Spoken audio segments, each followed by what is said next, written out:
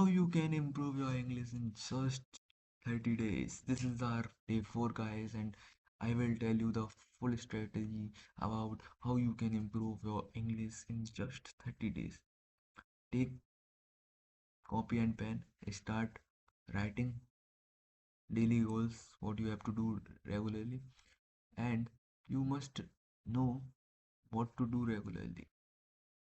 Simple steps. If you don't have a proper knowledge about grammar and tenses, prepositions, conjunctions, then you must firstly just take a overview of that from YouTube or any books, so that you can have a proper knowledge that you can use while you are speaking.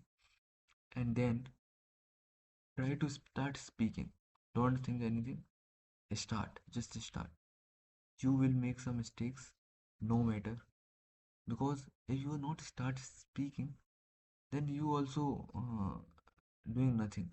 So after starting, at least you will say some words. I know there is some mistake, so no matter. uh, if you start speaking and then you slowly you will improve yourself. That's what I want to say.